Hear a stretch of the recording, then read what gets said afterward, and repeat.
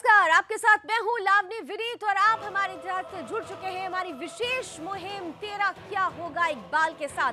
बीते 14 दिनों से लगातार हम हाजी इकबाल के खिलाफ ये मुहिम इसलिए चला रहे हैं क्योंकि देश का ये एक ऐसा काला नाग है जिसने अपनी काली कमाई के लिए पूरी तरह से प्राकृतिक संसाधनों का दोहन किया, नदियों के सीने चीर दिए, सीधे तौर पर मानव जाति को प्रभावित किया है। आज पर्यावरण दिवस है, आज खास तौर से हम ये प्रश्न उठाने वाले हैं कि आखिर प्रकृति के इस राक्षस को, प्रकृति के इस सबसे बड़े हत्यारे को कब इसके गुनाहों की सजा मिलेगी, जिसने अपने फायदे के लिए प्रकृति के साथ खिलवाड़ किया, पर्यावरण को प्रदूषित किया। उन तमाम लोगों के खिलाफ हम सवाल उठाएंगे जिनकी सरपरस्ती में ये अपने काले कारनामों को अंजाम देता रहा। लगातार हमारी ये मुहिम बीते 14 दिनों से जारी है और आगे भी हम तब तक अपनी इस लड़ाई को जारी रखेंगे जब तक कि इंसानों पर अत्याचार करने वाले इस काले नाग को सलाखों के पीछे नहीं भेज देते। इसकी काले करतूतों की इसे बड़ी सजा जब तक नहीं मिल जाती, हम अपनी इस मुहिम को जारी रखेंगे। बीते 14 दिनों में हमने किस तरह से इसके काले कारनामे को, काले चिट्ठे को आपके सामने रखा, हम सबसे पहले इस फ्लैशबैक के जरिए आपको दिखाने की कोशिश करेंगे।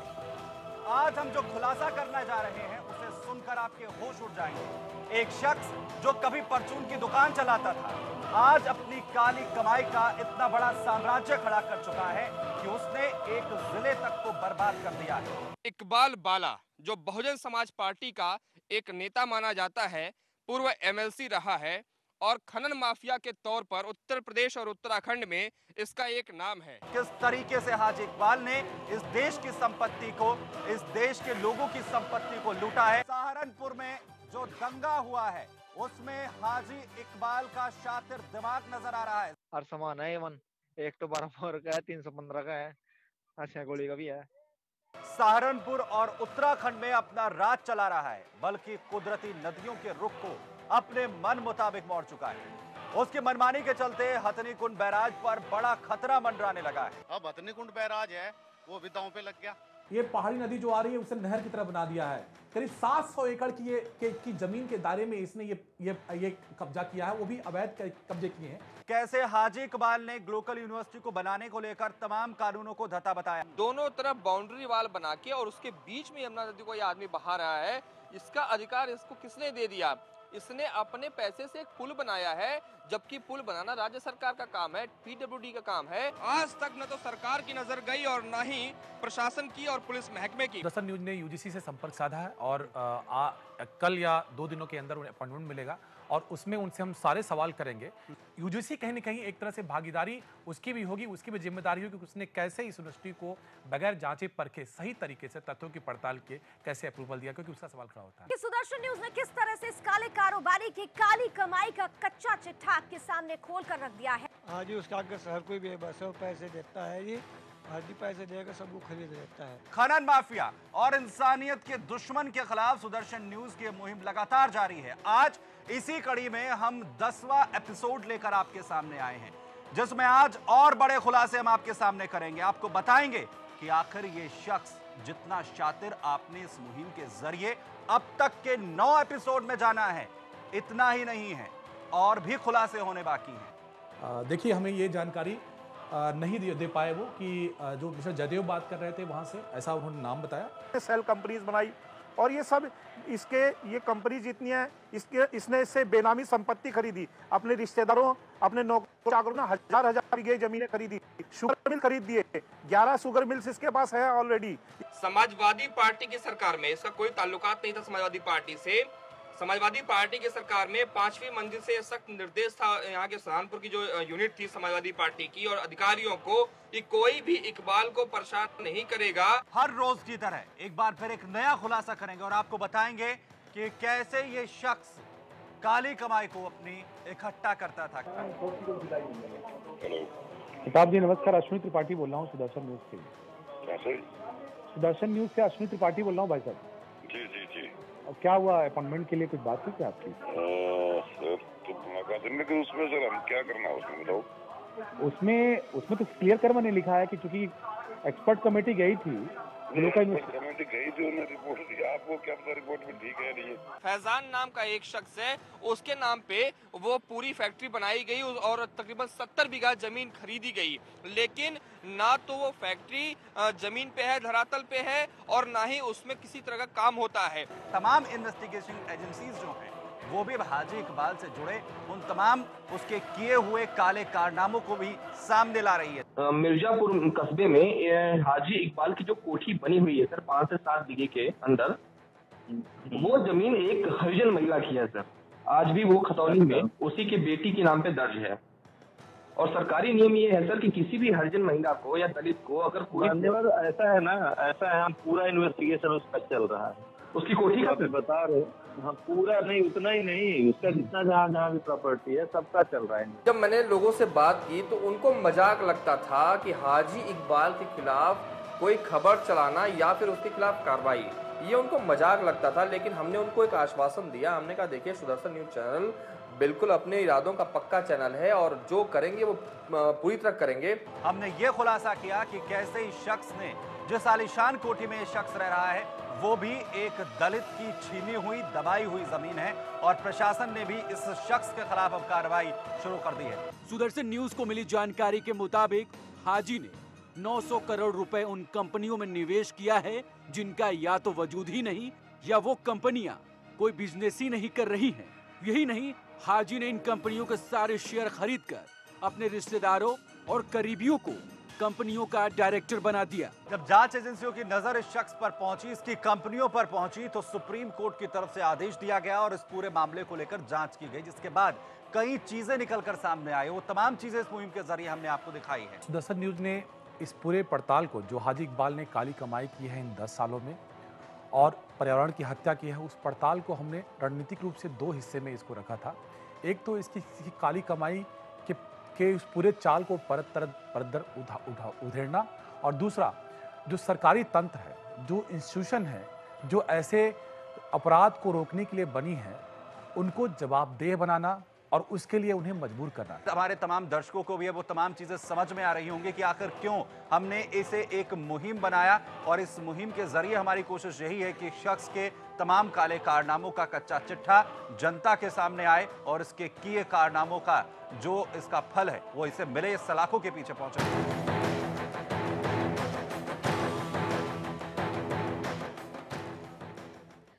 तो हमने इसको अपनी मुहिम इसलिए बनाया है क्योंकि हम एक ऐसे शख्स को लिए चाहते हैं कि उसे उसके करतूतों की सजा मिले, जिसने प्रकृति के साथ खिलवाड़ किया, जिसने पर्यावरण को प्रदूषित किया, जिसने अवैध खनन किया, जिसने मानव जाति पर खुलकर अत्याचार किया, जिसने पूरी तरह से तहस नहस कर दिया उस क्षेत्र को जो प्राकृतिक संसाधनों से परिपूर्ण था।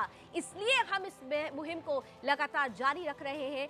आज पर्यावरण दिवस है और आज के दिन इस मुहिम में सबसे खास पहलू इस शख्स के लिए इसलिए भी महत्वपूर्ण है क्योंकि ये वही शख्स है, ये वही हाजी इकबाल है जिसने नदियों के सीने चीर दिए, रेत माफिया है, अवैध खनन करता रहा, नदियों के रास्ते तक रोक दिए, जंगलों को काटता रहा, सहारनपुर के लोगों के साथ लगातार अत्याचार होता रहा, लेकिन अफसोस न सरकार न प्रशासन किसी ने भी इस ओर ध्यान नहीं दिया। यही वजह है कि सुदर्शन न्यूज अपनी मुहिम को जारी रख रहा है। एक छोटा सा ब्रेक ले रहे हैं, ब्रेक के उस पार हमारे साथ कुछ खास मेहमान भी जुड़ेंगे और साथ ही साथ हम आपको बताएंगे कि इस काले कारोबारी ने किस तरह से अपनी काली कमाई के लिए हथनी कुंड बैराज तक को सीधे तौर पर नुकसान में डाल दिया है। कैसे, इस छोटे से ब्रेक के बाद।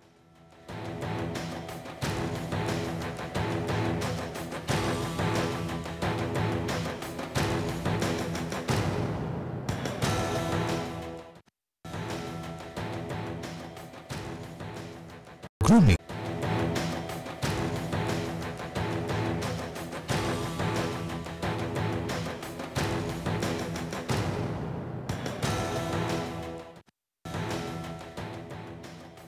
तो आप हमारी मुहिम हाजी इकबाल तेरा क्या होगा पार्ट 15 के साथ जुड़ चुके हैं। सीधे तौर पर हाजी इकबाल एक ऐसा शख्स है जिसने पर्यावरण का खुलकर दोहन किया, उसे बर्बाद कर दिया, उसे पूरी तरह से तबाह कर दिया है। इसीलिए हम हाजी को पर्यावरण का हत्यारा कह रहे हैं। आज जब विश्व पर्यावरण दिवस है और आने वाली पीढ़ी के लिए बेहतर पर्यावरण और सुरक्षित धरती सौंपने के लिए हमारी पीढ़ी पर्यावरण और धरती के संरक्षण के लिए जूझ रही है। देश के मुखिया पेरिस समझौता सरीखा पूरी तरह से पहल कर रहे हैं, धरती को बचाने की लगातार कोशिश कर रहे हैं, योजनाएं बनाई जा रही हैं। देशों के मुखिया इस मामले में अपनी जिम्मेदारी को अमली जामा पहनाने में जुटे हुए हैं। वहीं दूसरी ओर एक ऐसा शख्स भी है जो तमाम चीजों को धत्ता बताते हुए पर्यावरण के साथ खुलकर खिलवाड़ कर रहा है। 5 जून का दिन इसलिए भी जिम्मेदारी बनती है आज के दिन इस बात की एहसास करने की कि किस तरह से इस शख्स ने प्रकृति के साथ खिलवाड़ किया है, प्रकृति का दोहन किया है, प्रकृति के साथ अत्याचार किया है। और यही वजह है कि हम अपनी मुहिम आपके सामने लेकर फिर से हाजिर हैं। इस अभियान में सुदर्शन न्यूज अपनी भूमिका को समझते हुए पर्यावरण की रक्षा, प्राकृतिक संसाधनों के संरक्षण पर पूरी तरह से दृढ़ संकल्पित है। इसलिए सुदर्शन न्यूज पर्यावरण के इस हत्यारे हाजी इकबाल के खिलाफ बीते 14 दिनों से यह अभियान चला रहा है। उसके पर्यावरण और संसाधनों की बेखौफ अवैध दोहन की वजह से हाल फिलहाल की बात बता रहे हैं हम आपको, हथनी कुंड बैराज के वजूद पर खतरा मंडराने लगा है। किस तरह से यह आपके लिए घातक हो सकता है, हम आपको इस रिपोर्ट के जरिए दिखाने की कोशिश करते हैं।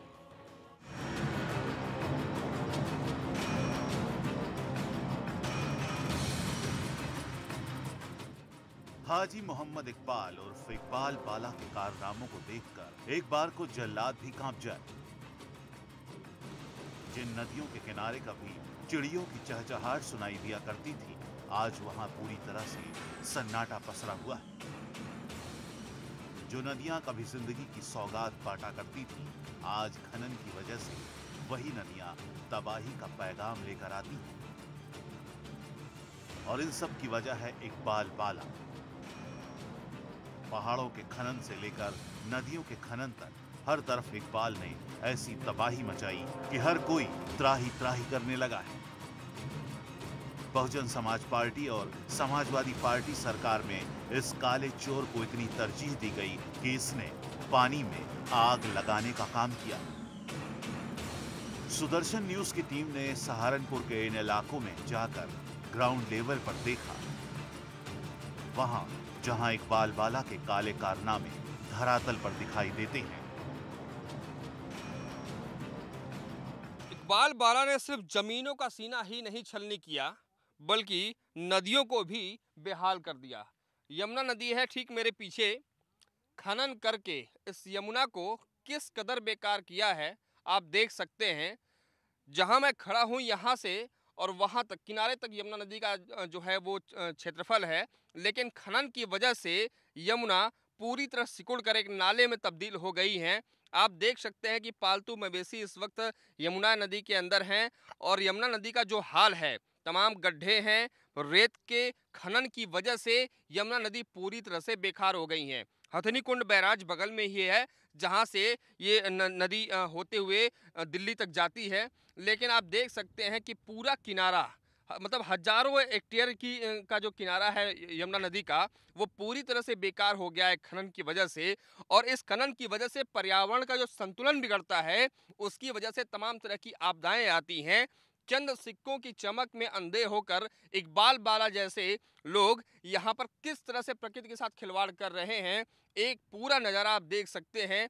खनन माफियाओं के ऊपर जितने भी आरटीआई एक्टिविस्ट हुए या सोशल एक्टिविस्ट हुए, उनको या तो खत्म कर दिया गया या उनकी आवाज़ को दबा दिया गया। लेकिन सुदर्शन न्यूज़ आज अपने कैमरे से हर वो चीज़ कैद करेगा, हर वो चीज़ दिखाएगा, हर वो सबूत दिखाएगा जो इन खनन माफियाओं की काली करतूत का भंडाफोड़ करेंगी। और सुदर्शन न्यूज़ सिर्फ और सिर्फ इनके खनन के जो माफियागिरी है या खनन का जो खेल है उसको ही नहीं, इसके अलावा भी इनके जो काले कारनामे हैं, जो काले धंधे हैं, उनका भी एक एक पहलू आपके सामने लेकर आएगा। तो देखा आपने किस तरह से तमाम मानकों को धत्ता बताकर खुलकर उल्लंघन किया गया है। प्रकृति को जितनी भी हद तक जाकर बर्बाद किया जा सकता था, उस हद तक जाकर इस काले कारोबारी ने प्रकृति को नुकसान पहुंचाया है, जिसका सीधा असर मानव जाति पर पड़ रहा है।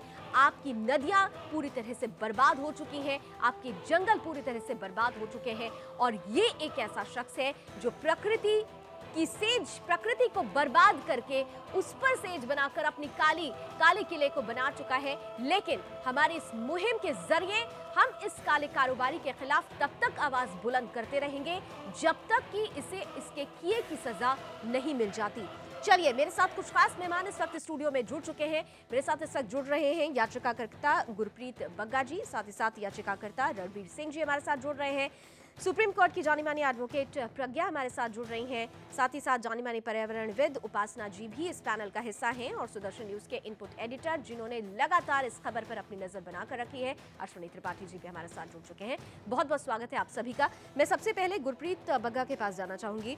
गुरप्रीत जी, इतनी बड़ी तादाद में हम आज 15वें एपिसोड के साथ हैं, हमारी संख्या ही खत्म नहीं हो रही है, क्योंकि इस काले कारोबारी का जो काला धंधा है उसकी फेहरिस्त ही नहीं खत्म हो रही है। और आज जब विश्व पर्यावरण दिवस मनाया जा रहा है, ऐसे में इस शख्स के उस काले कारनामे के बारे में हम चाहेंगे एक बार फिर से आप बताएं कि किस हद तक जाकर इसने प्रकृति के साथ खिलवाड़ किया, जिसका अब सीधा असर वहां की जनता पर, वहां की मानव जाति पर पड़ रहा है। देखिए, जैसा आज आप पिछले 14-15 दिनों से इस मुहिम के साथ भी जुड़े हैं, मैं आपको बताना चाहता हूं कि जिस तरीके से उसने पर्यावरण के साथ में वहां पर इनलीगल माइनिंग कर वहां की जनता के साथ में जिस तरीके का काम करने का काम किया है, ये इतनी शर्मनाक घटनाएं हुई हैं कि दो सरकारों ने, चाहे वो बीएसपी की गवर्नमेंट रही हो चाहे समाजवादी की गवर्नमेंट रही हो, इन लोगों ने पूरे तरीके से इन लोगों को शेल्टर देने का काम किया है। आप ये देखिए कि आज जो जमुना है उसका अस्तित्व ही नहीं रह गया, वहाँ पर वो एक नाले के रूप में वहाँ बहने लगी है। इतना इन्होंने खनन कर दिया इस इलाके के अंदर, और जब वहाँ पर बरसातों का पानी आता है तो उसका कोई दायरा ही नहीं रह गया कि पूरे गांव डूब जाते हैं बरसात के अंदर, और वहाँ पर इतना फ्लड आ जाता है कि लोगों को वहाँ से प्लान करना पड़ता है। तो पर्यावरण के साथ में जिस तरीके से इन्होंने खिलवाड़ किया, आज वहाँ पर अगर आप देखेंगे तो टीबी के, हार्ट के इतने मरीज आपको मिलेंगे उस इलाके के अंदर जितने किसी भी इलाके के अंदर नहीं मिलेंगे। कारण क्या कि अवैध माइनिंग की वजह से जहाँ 200 ट्रक निकलने होते थे लीगली तौर पे, वहाँ ये 3-3 हजार 4-4 हजार ट्रक निकालने का काम करा करते थे। बिल्कुल रणबीर जी, गुरप्रीत सीधे तौर पर कह रहे हैं जहाँ संख्या ट्रकों की होती थी वो बढ़ती जाती थी, आवाज उठाई गई, लेकिन आवाज को बल क्यों नहीं मिल पाया? रणबीर जी देखिए, आवाज को बल, रणबीर जी देखिए, आवाज को बल तब मिलता है जब सरकार साथ देती। हमारा फर्ज था गलत काम को होते हुए देखकर हमने सरकार से गुहार लगाई, यहाँ पर इकबाल इबाला इस तरीके से गलत कार्य कर रहा है। जब सरकार ने नहीं सुनी तो हम कोर्ट में गए, कोर्ट ने के आदेश कर दिया, कोर्ट का काम है आदेश करना, उन्होंने आदेश कर दिया, सरकार ने पालन करना है। सारे अधिकारी पैसा खा रहे थे इकबाल से, और वो इसी पैसे के लालच में इकबाल के गलत कार्यों में सहभागीदार बनते रहे। वहां पर इतना बुरा हाल कर दिया, बरसात के समय में पूरे दर्जनों गांव को बाढ़ का खतरा हमेशा बना रहता है। जैसे ही बरसात शुरू होती है, लोगों की रात की नींद हराम हो जाती है, लोगों की उपजाऊ जमीन भी खराब हो गई है, उसमें भी अवैध खनन कर दिया गया इकबाल के द्वारा। और जब इकबाल के खिलाफ जिस व्यक्ति ने कोई एप्लीकेशन या कहीं गुहार लगाई है, उसी समय इकबाल ने शासन प्रशासन से मिलकर उन लोगों पर झूठे मुकदमे करवाए हैं और उनके साथ मारपीट। और शर्मनाक बात है, और कितनी वाकई शर्मनाक बात है और हैरत में डालने वाली बात है कि सरकार को, प्रशासन को इन तमाम चीजों के बाद, इन तमाम चीजों की जानकारी थी, बावजूद इसके किसी भी तरीके का एक्शन नहीं लिया गया। यहाँ तक कि इस काले कारोबारी के काली कमाई पर यही सरकार, यही प्रशासनिक अमला खुद को पालता पोसता रहा और प्रकृति के साथ निरंतर अत्याचार होता रहा। मैं उपासना जी हमारे साथ पर्यावरणविद हैं, स्टूडियो में मौजूद हैं। उपासना जी, हम बीते 15 दिनों से, आज हम 15वीं कड़ी में यहाँ मौजूद हैं, विश्व पर्यावरण दिवस है। हमने अभी एक रिपोर्ट में भी दिखाया कि किस तरीके से इस इंसान ने पूरी प्रकृति को ही बर्बाद कर दिया है, उस पूरे क्षेत्र को बर्बाद कर दिया है, यहाँ तक कि अब हथनीकुंड डैम पर भी खतरा मंडरा रहा है। किस हद तक अगर इलीगल माइनिंग होती रहे, लगातार होती रहे, किस हद तक ये और ज्यादा नुकसान पहुंचा सकती है इंसानों को भी और प्रकृति को भी। देखिए ये तो हमारे जीवन का आधार है, जल तो हमारे जीवन का आधार है। अब इसकी हद तो निश्चित करना बिल्कुल ही नामुमकिन है। अगर हमारा जीवन का तत्व ही हमें नहीं मिलेगा, हवा है, पानी है और आकाश है, अगर ये सारी चीज़ें हमारे लिए मुफ्त मिलती हैं, अगर इनको हम पॉल्यूट करना शुरू कर देंगे तो इसकी हद तो निश्चित करना नामुमकिन है। हम सर्वाइव ही नहीं कर सकते हैं। ऐसे लोगों को तो कड़ी से कड़ी सज़ा मिलनी चाहिए। और मैं यहाँ पे ये कहूँगी कि ज़रूरी है कि जन साधारण को जागरूक किया जाए। वहाँ के जो रहने वाले लोग हैं, जो आसपास के लोग जो सीधे सीधे प्रभावित होते हैं इन चीज़ों से, उनको जागरूक करना बहुत ज़रूरी है। लेकिन वो बेचारे करते क्या, वो तो जागरूकता के तहत वो आवाज़ उठा रहे थे। प्रज्ञा जी, वो बेचारे आवाज़ उठा रहे थे लेकिन उनकी आवाज़ को बल नहीं मिला। कोर्ट ने एक फैसला भी सुनाया, उसका भी कोई हल नहीं निकला। एनजीटी ने यहाँ तक कि जुर्माना लगा दिया लेकिन इस जुर्माने को भी इस शख्स ने नहीं भरा है। अब क्या होना चाहिए? एनजीटी के ऑर्डर से अगर हम पहले चले जाते हैं तो इसके खिलाफ 2012 में ही सुप्रीम कोर्ट ने ऑर्डर्स दिए थे और इनफैक्ट सीईसी फॉर्म की थी सेंट्रल एम्पावर्ड कमेटी 2012 में, जिसमें कि सीईसी ने खुद बोला था कि करीब 7,40,000 क्यूबिक मीटर से ज़्यादा का खनन इलीगल अवैध तरीके से ऑलरेडी हो चुका है और इसको बिल्कुल रोकना चाहिए, अदरवाइज़ वहाँ पे नदी बिल्कुल नष्ट हो सकती है। जिसके बेसिस पे 2012 में सुप्रीम कोर्ट ने डायरेक्ट ऑर्डर्स भेजे थे, डायरेक्ट नोटिसेस भेजे थे इनको, डिस्ट्रिक्ट कलेक्टर को एंड डीएसपी को एंड एडिशनल डायरेक्टर माइनिंग को कि इसमें सहारनपुर के इलाके में और यमुनानगर के इलाके में माइनिंग को बिल्कुल रोक दिया जाए। लेकिन ऐसा हुआ नहीं। बिल्कुल ऐसा हुआ नहीं और यही वजह रही से अभी तक वो कंटिन्यूड है। इसके बाद फरवरी 2016 में एनजीटी ने ऑर्डर्स किए जिसमें 13 कंपनीज थी, शेल कंपनीज थी 13, जिसमें 5 पार्टनर्स उन्हीं कंपनीज में डायरेक्टर्स बन के बैठे हुए थे जो इकबाल वाला से डायरेक्टली रिलेटेड, क्योंकि इन सबको फायदा मिल रहा था, इन तमाम लोगों को फायदा मिल रहा था। अब सीधा सीधा सवाल ये है कि अगर जुर्माना लगा है तो इस शख्स से वो जुर्माना कैसे वसूला जाए, इसके काले कारोबार को किस तरह से तोड़ा जाए। एक छोटा सा ब्रेक का वक्त हो रहा है, मैं लौटूंगी प्रज्ञा जी आपके पास। एक छोटा सा ब्रेक हो रहा है और ब्रेक पर जाने से पहले आपको बता दूं कि सुदर्शन न्यूज के इनपुट एडिटर अश्विनी त्रिपाठी भी हमारे साथ जुड़े हुए हैं। उन्होंने भी पूरी तरह से गहन पड़ताल के बाद ये जानने और समझाने की कोशिश की है कि किस तरह से ये पूरा जो एरिया है, ये जो पूरा क्षेत्र है, इसे हाजी इकबाल ने बद से भी बदतर बना दिया है। हम अश्विनी जी से भी बात करेंगे इस छोटे से ब्रेक के बाद।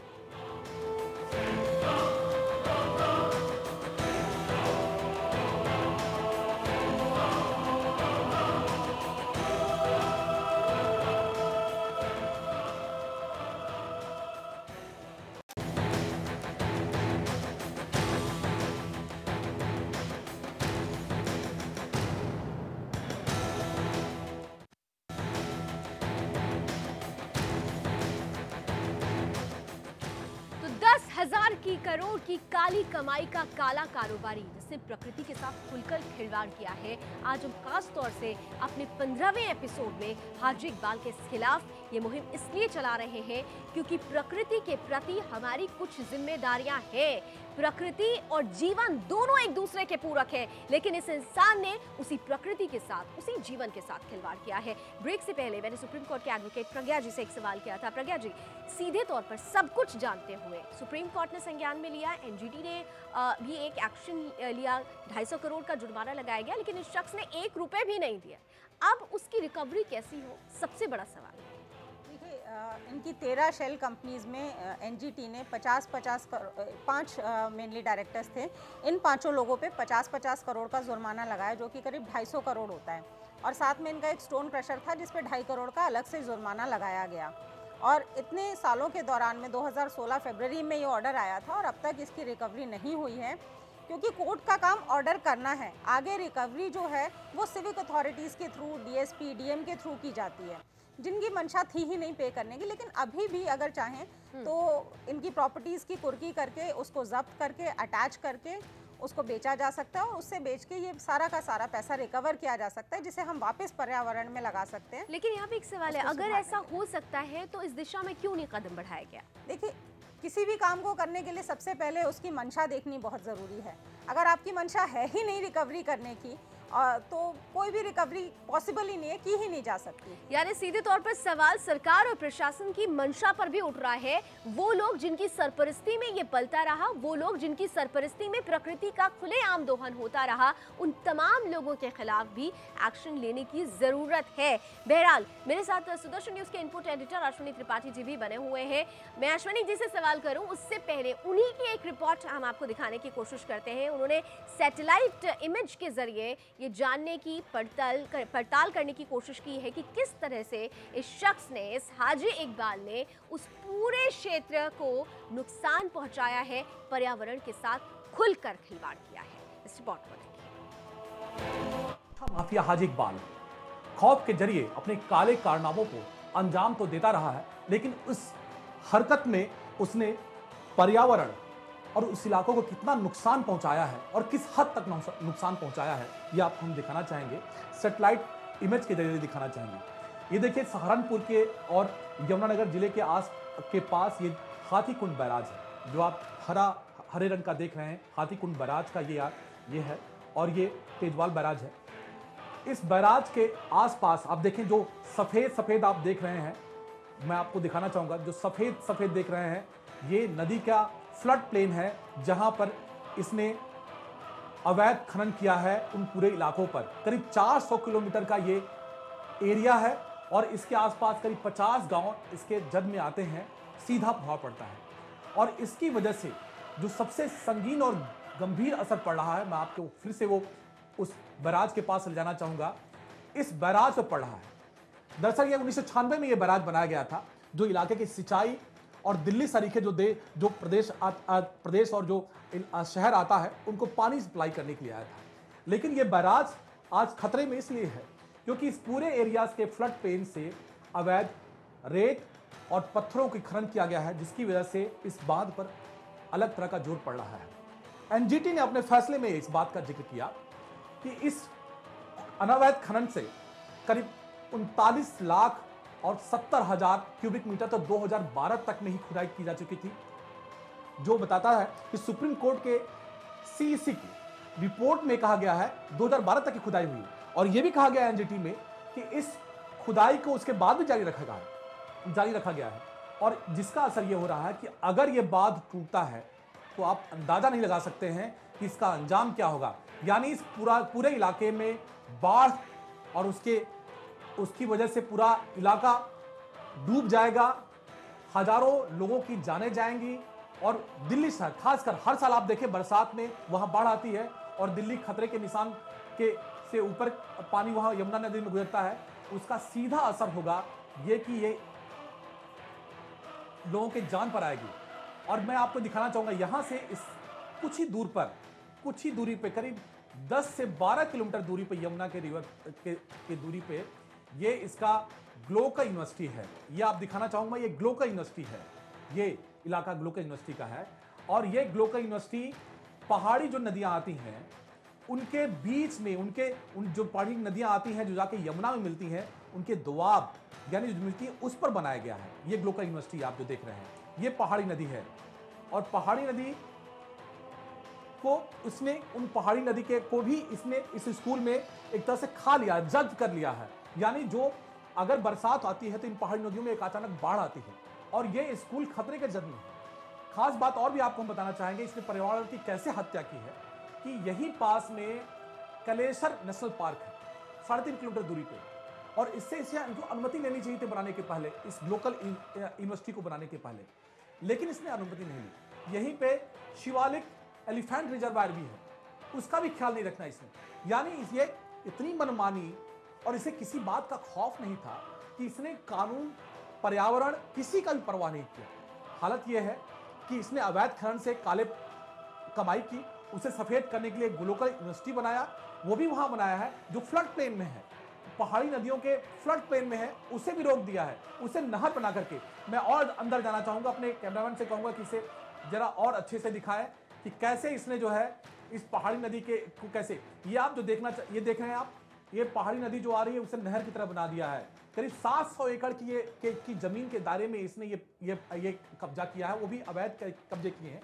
बेनामी संपत्ति का एक्ट बन चुका है। इसमें इसने 700 एकड़, करीब 700 एकड़ जमीनें जो है इसने फर्जी तरीके से किए हैं, दूसरे नामों को लेकर के किया है।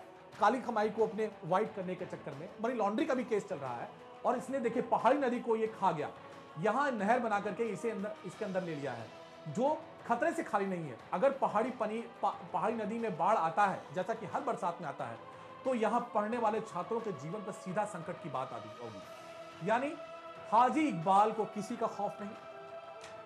हालत यह है कि ये तो किसी से डरता नहीं, लेकिन वहां के लोग इसके खिलाफ बोलने से डरते हैं। अब क्या सरकार तब जागेगी जब हाथी कुंड को खतरा होगा, हाथी कुंड को नुकसान होगा। हाथी कुंड के टूटने का खतरा आप अंदाजा लगा सकते हैं कि कितना गंभीर हो सकता है। और क्योंकि उसके जद में दिल्ली तक लोग आएंगे, उसके आसपास जितने लोग रहते हैं, यमुना नदी के किनारे रहते हैं, वो उसके जद में आ सकते हैं। अश्विन त्रिपाठी, सुदर्शन न्यूज, नोएडा। तो अपने फायदे के लिए, सिर्फ अपने फायदे के लिए किस कदर खिलवाड़ हुआ है प्रकृति से, किस कदर पर्यावरण से खिलवाड़ हुआ है, हमारी इस पड़ताल में आपने देखा। अश्विनी जी खुद हमारे साथ जुड़े हुए हैं इस वक्त। अश्विनी, साफ तौर से हम ये जानते हैं कि जीवन और प्रकृति दोनों के बीच में एक सामंजस्य होता है, एक कंपैटिबिलिटी होती है। उसी सामंजस्य को पूरी तरह से तोड़ दिया इस शख्स ने। सवाल ये है कि इतना सब कुछ हो रहा था, सरकार देख रही थी, प्रशासन देख रहा था, वहां के जो जानकार हैं वो देख रहे थे, लेकिन फिर भी कुछ नहीं हो रहा था।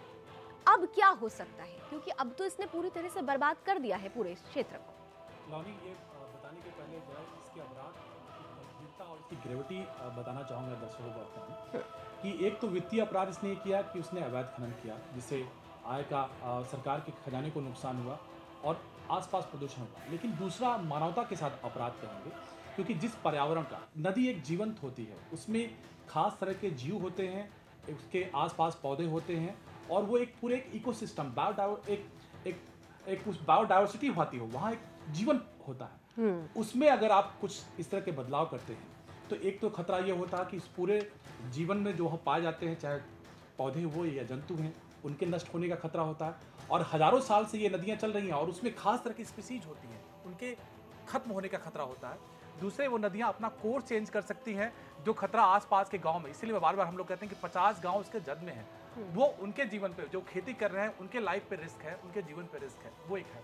तो पर्यावरण की हत्या भी एक बहुत बड़ा जुर्म है, जिसके लिए बार बार हम आज के तारीख में उठा रहे हैं। अब बात हुई कार्रवाई करने की बात हुई, तो जब ये सरकारें एक हैंडिंग ग्लोव कहते हैं इसमें, ये मिल करके कर रही थी, क्योंकि ये पैसे कमा रहा था और वो उनको पैसे दे रहा था, इसीलिए सरकारें उसको हर वो क्लियरेंस, इन्वायरमेंटल क्लियरेंस भी उसको मिले हैं, वो जो फर्जी तरीके से हैं, जो वहां ग्राउंड जीरो पे देखना चाहिए उसको न देख करके ऐसे दे दिया गया और वहां पे वो काम करता रहा और उसकी कट मनी उनको मिलती रही। लेकिन अब जब सरकार, जो यहाँ आप देखिए मोदी सरकार केंद्र में है और योगी सरकार राज्य में है, उन दोनों के लिए अब ये, क्योंकि अपेक्षाएं ज्यादा है जनता की और वहां के लोग अब चाहते हैं कि उन्हें उससे निजात मिले, इस संकट से, इस खतरे से उनको निजात और इस संकट से निजात दिलाने के लिए सुदर्शन न्यूज उनके साथ खड़ा है। आज तक उनकी आवाज को बल देने वाला कोई नहीं था, लेकिन अब उनकी आवाज से आवाज मिलाकर सुदर्शन न्यूज उनके साथ खड़ा हुआ है। हमारे स्पेशल कॉरेस्पॉन्डेंट राकेश पंडित लगातार वहां उनके साथ बने हुए हैं, लगातार उनकी बातों को हम यहां तक आपके सामने रखने की कोशिश कर रहे हैं और तब तक ये आवाज उठाते रहेंगे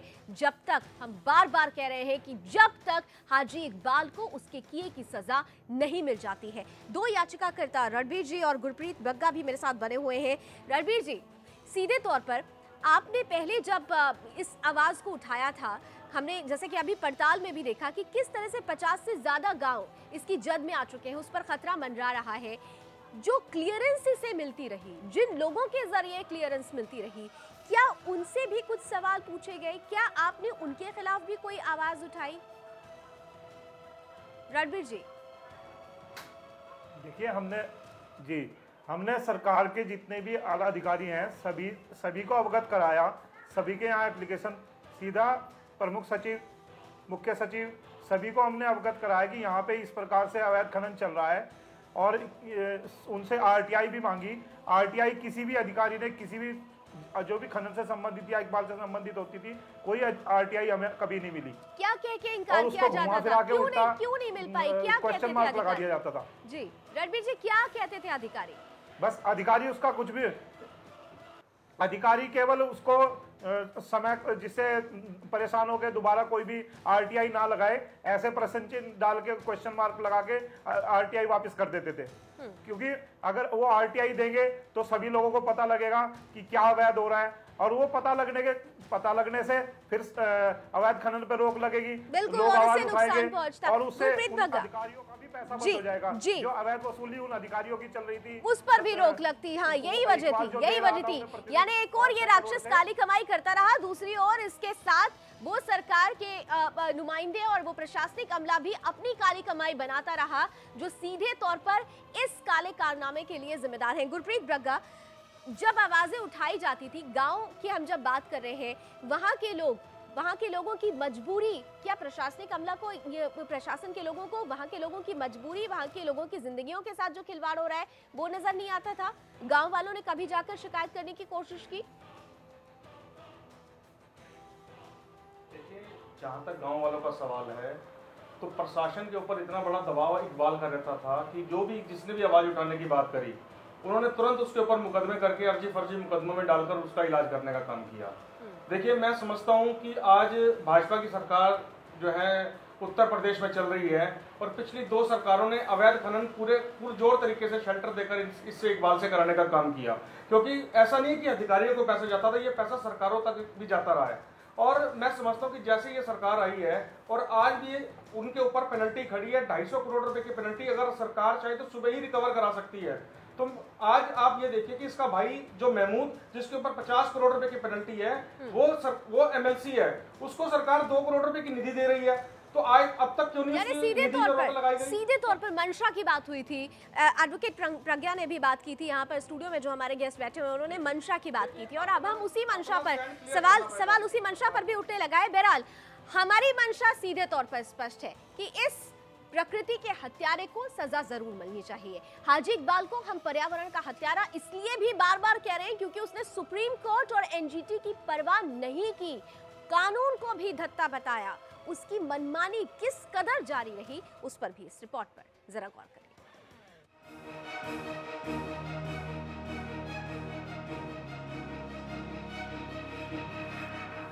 तेजी से हो रही ग्लोबल वार्मिंग की वजह से आज पूरी दुनिया पर्यावरण को बचाने की गुहार लगा रही है, मगर इकबाल जैसे राक्षस अपनी जेब भरने के लिए प्रकृति की हत्या करने से बाज नहीं आ रहे।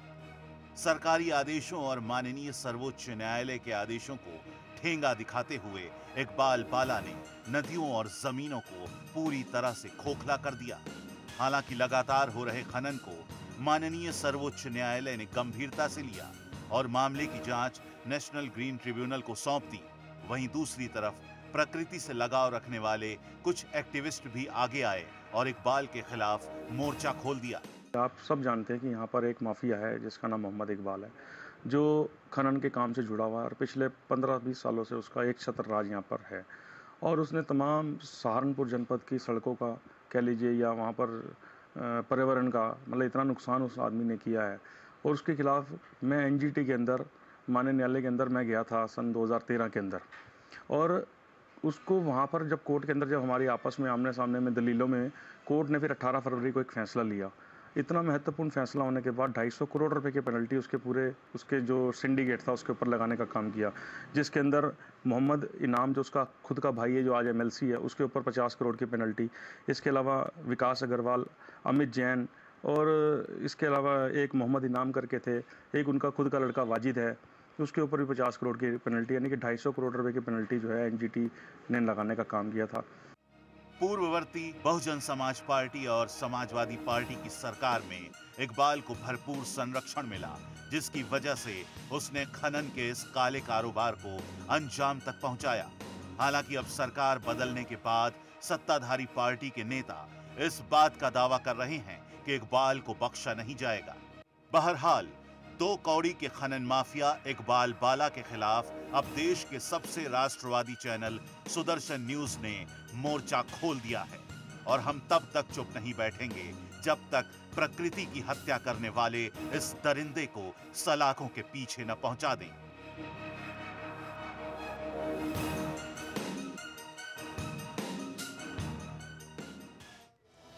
तो देखा आपने किस तरह से कानून का माहौल उड़ाया शख्स ने और प्रकृति का खुलेआम दोहन करता रहा। अश्विन त्रिपाठी के पास में जाना चाहूंगी। अश्विन जी, सीधे तौर पर यहाँ पे हम चाहेंगे कि आप हमारे दर्शकों को समझाएं कि जब इलीगल माइनिंग होती है, कोई डैम किस हद तक खतरे में पड़ सकता है और कितनी बड़ा नुकसान आने वाले समय में हो सकता है। देखिए लॉनी, जो है एक नदी जो है उसका एक अप स्ट्रीम बोलते हैं, ऊपरी बहाव और एक निचले बहाव होता है। ऊपरी बहाव में बहुत तेजी से बड़ी ऊर्जा के साथ वो नीचे की तरफ आती है और उस ऊर्जा को रोकने के लिए जो नेचुरल फोर्स में जो वहाँ रेत, पत्थर और जो वेजिटेशन यानी पौधे होते हैं, उसके इम्बैकमेंट्स होते हैं, वो उसकी एनर्जी को रोकते हैं। और ये जो आर्टिफिशियल डैम बनाए जाते हैं पानी को रोकने के लिए, वो भी एक बाधा होते हैं। लेकिन उसकी मजबूती इस बात पर निर्भर करती है कि उसकी जो नदी के बहाव बरसात में काफ़ी तेज होता है, वो इतनी ताकतवर न हो कि उसके डैम को नुकसान पहुंचा सके। लेकिन जब अवैध खनन होता है तो उसके रास्तों से वो पत्थर, वो वेजिटेशन, वो सारी चीज़ हटा दिए जाते हैं। एक तो उसका फोर्स बढ़ जाता है और बहुत तेज होता है फोर्स, जो नुकसान पहुंचा सकता है। दूसरे उसके बीच में जो दूसरे पत्थर आते हैं वो सीधे डैम को डैमेज करते हैं, तो सीधा खतरा उसके ऊपर होता है। तीसरी बात, मैं आखिरी बात ये करना चाहूँगा कि सिर्फ जो नियम है उसमें 45 किसी भी नदी के इम्बैकमेंट के 45 मीटर के दूर आप जो है 3 मीटर तक गड्ढा कर सकते हैं। लेकिन इसने बिल्कुल बगल में आकर के नदी के किनारों में 100 मीटर तक खुदाई की है, वो भी एक खतरनाक है। सरकार और प्रशासन को वो भी नजर नहीं आ रहा था, ये सबसे बड़ा सवाल है। लास्ट कमेंट उपासना जी आपसे, क्योंकि आज पर्यावरण दिवस है, क्या होना चाहिए शख्स के खिलाफ? देखिए, जो भी कानून सरकार बनाती है उनका इम्प्लीमेंटेशन कड़ाई के साथ और निष्पक्षता के साथ होना चाहिए। ठीक है, 10 सेकेंड प्रज्ञा जी, कैसे होगा कड़ाई से कानून का पालन? देखिए, इस तरह से एनवायरनमेंट को खतरा पहुंचाने के लिए अब तो कुछ जो हाई पावर्ड कमिटीज़ हैं एनजीटी और सुप्रीम कोर्ट की, उन्होंने यहाँ तक बोला है कि ऐसे लोगों को जेल होनी चाहिए जो इकोलॉजिकली फ्रेजाइल जोन्स को डैमेज कर रहे हैं। जैसे ये कलेश्वर नेशनल पार्क के 3.25 किलोमीटर के अंदर ये इन्होंने यूनिवर्सिटी बना दी है, ग्लोकल यूनिवर्सिटी, जबकि 10 किलोमीटर के अंदर कोई भी छोटा से छोटा काम करने के लिए भी आपको नेशनल वाइल्ड लाइफ बोर्ड से परमिशन लेनी है। तो ऐसी कोई परमिशन लिए बिना इन्होंने पूरी यूनिवर्सिटी कई 100 एकड़ में बना दी है, तो इनको तो जेल भी हो सकती है और पैसा तो रिकवर हो ही सकती है। जेल होनी चाहिए, ऐसे शख्स को जेल होनी चाहिए, सलाखों के पीछे ऐसे शख्स को जरूर जाना चाहिए जिसने सिर्फ अपने फायदे के लिए, सिर्फ अपनी कमाई के लिए, सिर्फ अपने काले कारोबार के लिए लोगों की जिंदगियों से खिलवाड़ किया, प्रकृति के साथ अत्याचार किया। आज पर्यावरण दिवस है, आज हमारे साथ जो कोई भी दर्शक जुड़ा है उसे प्रण लेना चाहिए कि वो हमारे इस मुहिम में इसलिए भी जुड़े क्योंकि प्रकृति रहेगी तो आप रहेंगे, पर्यावरण सुरक्षित रहेगा तो आप सुरक्षित रहेंगे, अन्यथा हाल क्या होगा ये बताने की जरूरत नहीं है। बहरहाल हाजी इकबाल के खिलाफ हमारी ये मुहिम कल भी जारी रहेगी और तब तक चलती रहेगी जब तक किसी की एक ही सजा नहीं मिल जाती। अभी बस इतना ही, बहुत बहुत शुक्रिया सभी मेहमानों का। देश दुनिया की तमाम खबरों के लिए आप जुड़े रहिए सुदर्शन न्यूज के साथ। जय।